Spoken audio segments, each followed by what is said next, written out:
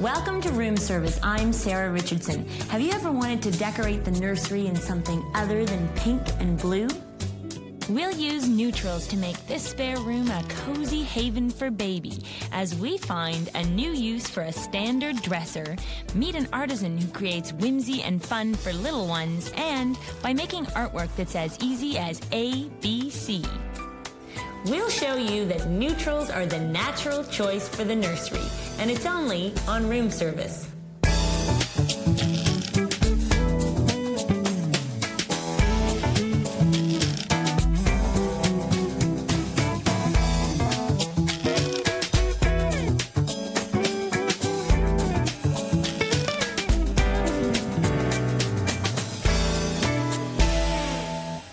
I bet that when I say the word nursery, the first colors that come to your mind are pink and yellow and green and blue, ducks and bunnies and flowers. Well, I'm taking on a slightly different challenge for this nursery. The clients have requested that we do a nursery scheme that is in keeping with the rest of the house.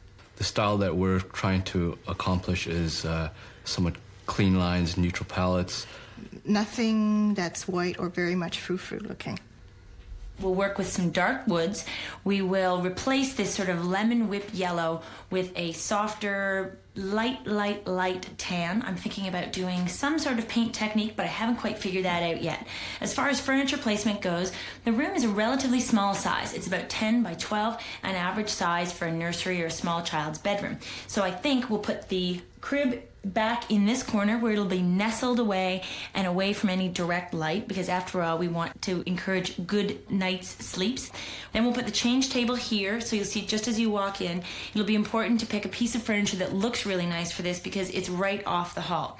We'll put the glider over in this corner with a standing floor lamp. This is great. It gets west light coming in, and we want to make sure that we keep an open floor plan so that when the baby grows up and becomes a toddler, there's enough room to play in this room. So a soft carpet will be key, and we'll be working with a mostly neutral palette. I'm thinking 1 or 2 colors for a little bit of accent, a little bit of punch, but overall we'll be making it natural, neutral, and a nurturing, welcoming space to come home to. How do you create a nursery that is a quiet and calm place for a newborn? We're taking our cues from some of nature's most basic offerings. Milk white, rich and creamy is the starting point for keeping it light. Then we're looking for comfort. A steaming bowl of oatmeal provides the essence for a neutral scheme in shades of warmth. Then we'll add just a kick of color, a touch of energy in an otherwise subdued scheme, and this nursery will be ready for life's challenges.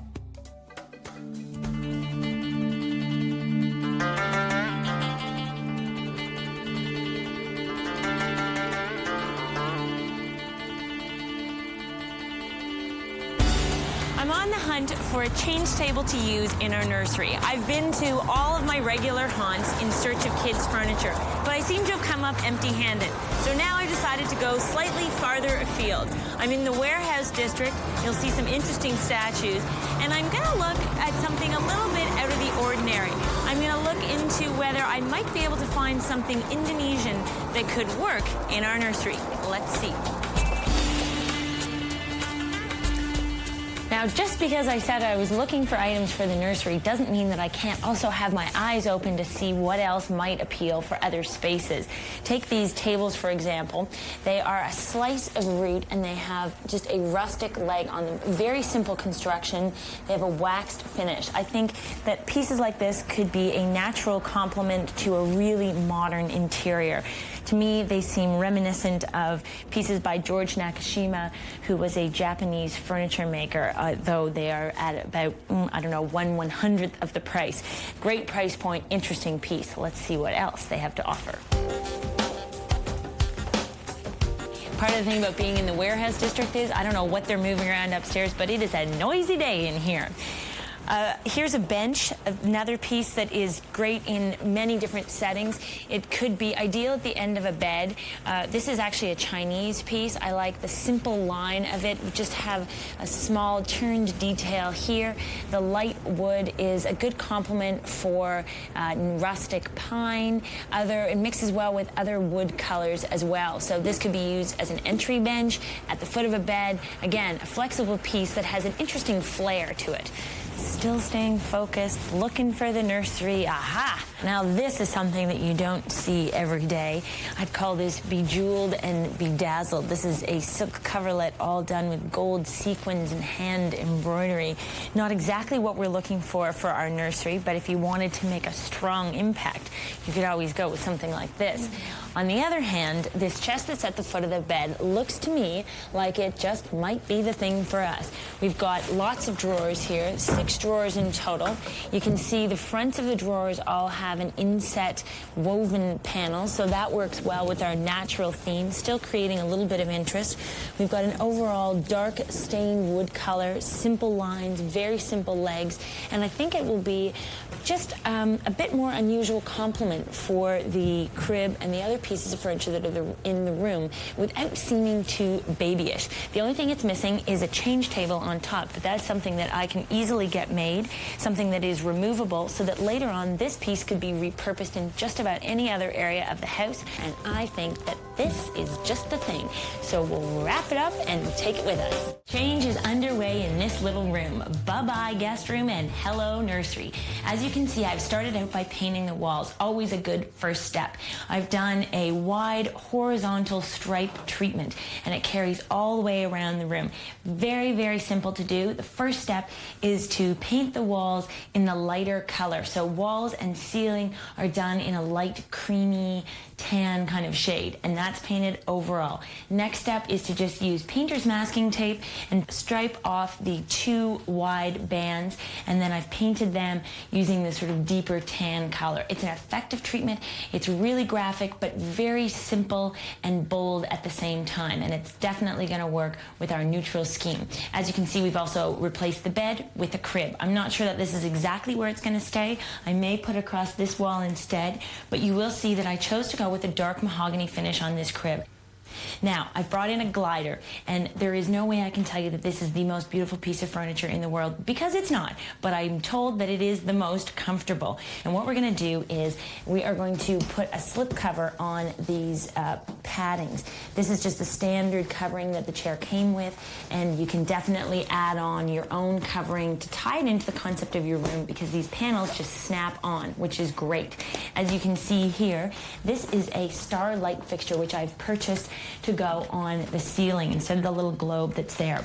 We want something that doesn't have a light bulb that shines straight down, because we don't want it shining in baby's eyes. So this will give a very soft glow to the room. We'll put it on a dimmer so that it can be dimmed right down and left on all night long, just to create that sort of feeling of warmth. I've also picked up a carpet, again in our neutral color palette. This is 100% wool, and it's got squares on it that tie in sort of a good complement to the striped wall treatment, and it's a soft carpet, so it'll be a good play space for the baby. What's not here yet is the change table. Change table pad, you just have to use your powers of imagination. It will be here shortly, and it'll help to tie in with the rest of the concept, as will all the decorative accessories. We still have a long way to go, but we're starting to make this a warm and cozy little place for the baby.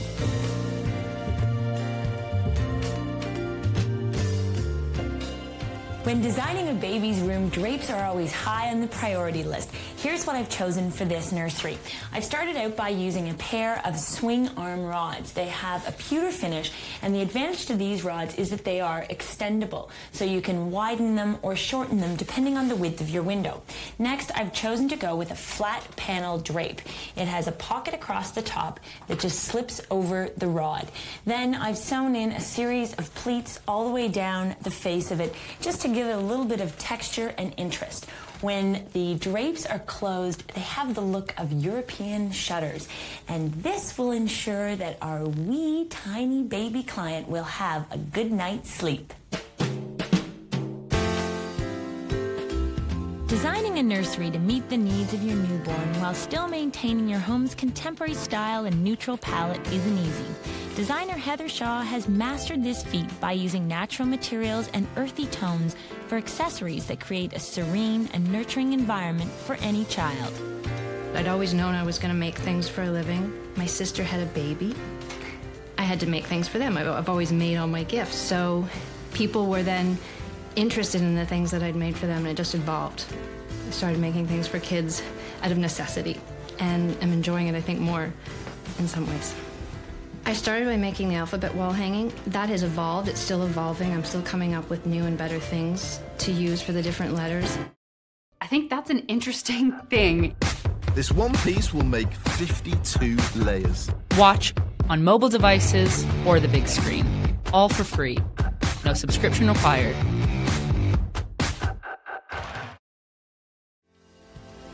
And then for the wall hangs, we've chosen the 8 most popular and ones that we like the best. And every show or every year, I keep adding one more. I'd say the 2 most popular are the bear and the fairy. And there's no way around that because people are attracted to whatever is really cute and just can't help themselves when they see those. The starfish people love for a bathroom as well. I find as many adults are buying them as anything.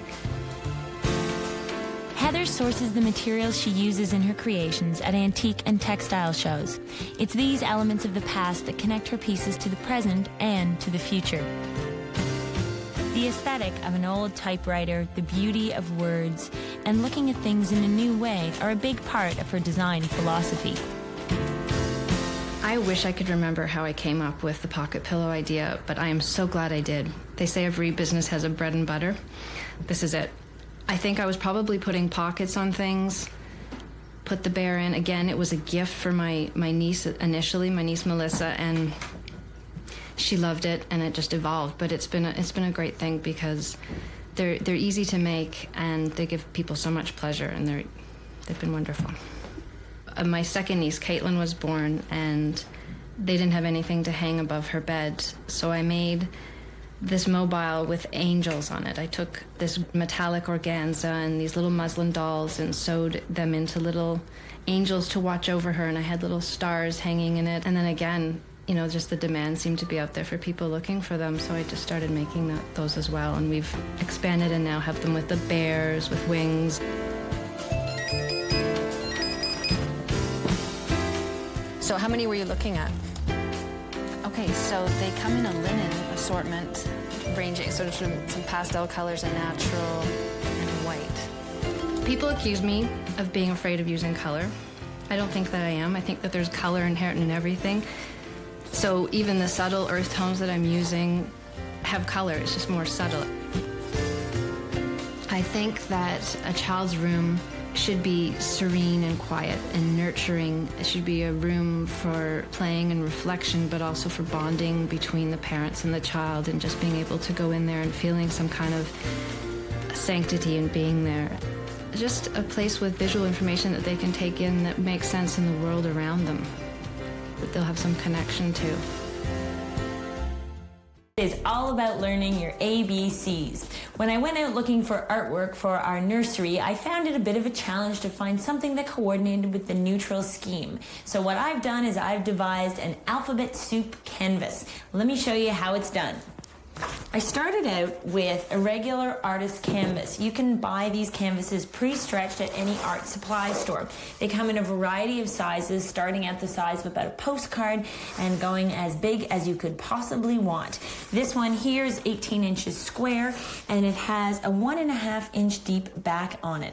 I like a canvas with a deeper back because it sets it off against the wall, and you don't necessarily need to put a frame on it. For this project, I used a 3 by 4 foot canvas in a rectangular shape. So far, I've just painted it in a neutral tone that coordinates with the paint palette that we have in our nursery so far. This is just regular leftover latex house paint. You can use it either in a flat finish or in an eggshell finish. I've painted the entire canvas, including the sides. The next thing I want to do is add some stripes. So I'm using a low tack painter's masking tape, and I will go over the edge. And you can mark this with a pencil if you want.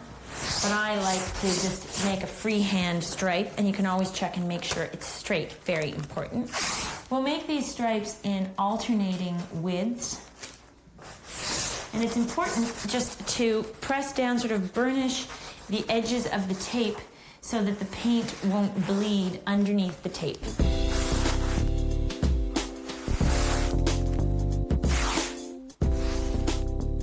Now I have two colors of paint that I'm going to use.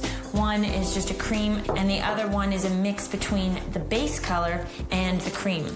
There's really no rules to this. You just want to have colors that are a couple of shades different from your base color so that they show up, but this effect can be as subtle as you want.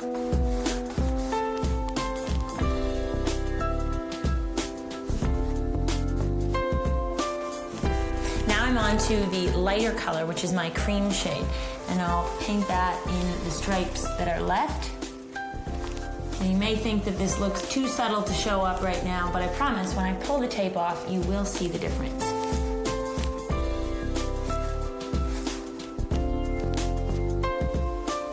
Now that I've painted my vertical stripes, I can peel off the tape.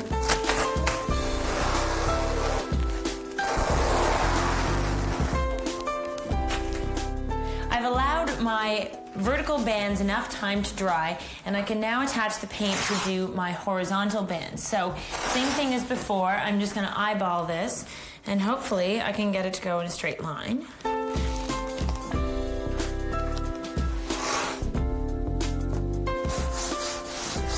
Okay, so for the horizontal bands, I've mixed my two colors together, just in an effort to use up all the paint, and I will paint that color on.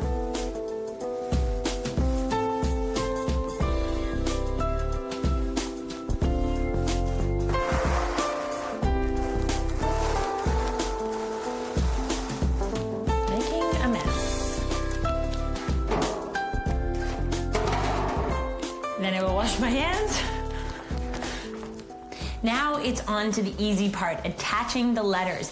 These letters are just vinyl adhesive lettering, which is available through any sign company. Just look in the yellow pages. You set the letter in place, then burnish it lightly to make sure that it is stuck to the canvas, then peel back the backing.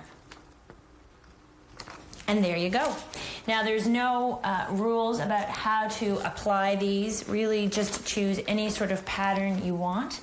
You can use as many letters as you want. I've decided just to do the entire alphabet from start to finish. Some in capitals, some in lowercase, all of them in just a white vinyl adhesive lettering. This is my favorite letter.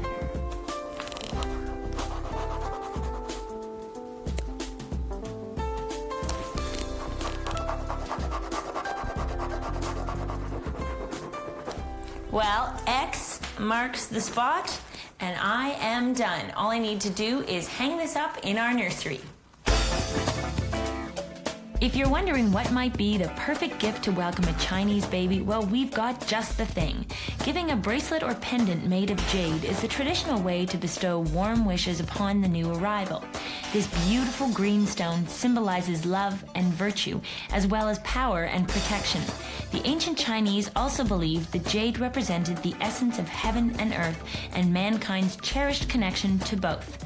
The bracelet is wrapped and tied in red, which is a symbol of good luck. If you've always thought that a neutral nursery couldn't be warm and welcoming, I hope I've proved you wrong. I've just put the finishing touches on this room, which is a good thing because baby Stephanie arrived a couple of weeks early, so she's been waiting to move into her room until everything was perfect. Oh, I just love everything. Everything just sort of come together. And what do you think Stephanie likes most about this room? The comfy bed. As you can see, the crib is nestled along the back wall here. There's been room for the change table, all the necessary pieces, including the glider. In fact, this small room has turned out to have a terrific layout. It will be really efficient, and there's even room for her to play on the floor as she gets a little bit older. As far as the bed goes, I've dressed it in a palette of 5 different fabrics, all of them tone-on-tone variations on one another. I've used a ticking stripe in cream and tan, a small gingham seersucker check, a small picnic check, and also we have a larger check that is on the glider, and even one little adorable fabric as an accent. Just to bring in a bit of color, we've used this fabric that has sort of rabbit theme to it. So we've got a number of different fabrics all playing on each other, and we've done pillows, we've done the glider, and I've even made this blanket. This is just made using a single bath towel, just a regular size bath towel. It's backed in the seersucker check, and it's piped in the leftover picnic check. And as you can see, this will be a wonderful cozy thing to wrap Stephanie up in when she comes out of the bath.